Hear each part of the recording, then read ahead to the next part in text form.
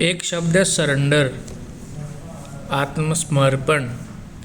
अगर इस शब्द को हम कुंडली के 12वें भाव से रिलेट करें तो इससे हम क्या समझ सकते हैं। जैसे कि 12वां भाव तो कई चीज़ों को दर्शाता है, लिबरेशन, मोक्ष, चीज़ों को लेट गो करना। लेकिन आज हम बात करेंगे सरेंडर शब्द की। अगर हम इस शब्द को 12वें भाव से रिलेट करें तो किस प्रकार से हम इसको प्रेडिक्ट कर सकते हैं। जैसे कि अगर सूर्य संबंध बनाए 12वें भाव से या 12वें भाव में बैठे तो क्या बताना चाह रहा है कि व्यक्ति विशेष को फेम की डिज़ायर नहीं रखनी चाहिए, उसको पॉपुलर होने की जो तमन्ना है, जो प्रवृत्ति है उसको छोड़ना चाहिए। अगर वो फेम के लिए काम नहीं करेगा तो उसकी आत्मा की उन्नति होगी।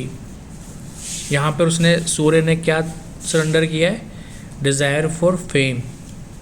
अगर इसी प्रकार से मंगल ग्रह अगर 12वें भाव से संबंध बनाता है तो यहाँ पे वो हमें क्या बताना चाह रहा है। अगर हम इसको सरेंडर शब्द से जोड़े, उसको मंगल को अपनी व्यर्थ के झगड़ों को छोड़ना पड़ेगा, फाइट्स को छोड़ना पड़ेगा, आर्गुमेंट, एग्रेशन को छोड़ना पड़ेगा, तभी ही वह अपनी एनर्जी को पॉजिटिव वे में यूज़ कर सकता है। तो इसी प्रकार से अगर आप ग्रहों को 12वें भाव से जोड़कर सरेंडर शब्द का अगर आप यूज़ करें तो आप 12वें भाव को बहुत ही अच्छी तरह से अलाइन कर सकते हो अपने जीवन में। जैसे कि अगर बुध ग्रह 12वें भाव से संबंध बनाता है तो हमें यहाँ बता रहा है बुध ग्रह, जैसे बुध ग्रह कुंडली के तीसरे और छठे भाव को भी रिप्रेजेंट करता है, तो वो सबकॉन्शियस और विद ओवर थिंकिंग या लॉजिकल रीजनिंग को ज़्यादा रिप्रेजेंट करता है। तो 12वें भाव से संबंध बनाने से उसको क्या सरेंडर करना, ओवर थिंकिंग, उसको सरेंडर करना, तभी ही वह बुध का 12वें भाव का वो अलाइनमेंट होगा। इसी प्रकार से गुरु ग्रह, उसको गुरु ग्रह को ज्ञान का कारक भी बोला जाता है।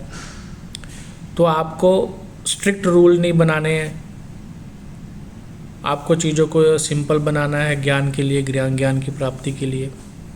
जैसे धार्मिक पद्धति, नियम, कर्म कांड होते हैं ना, उसके रिचुअल्स होते हैं, उसको इजी बनाना आपको।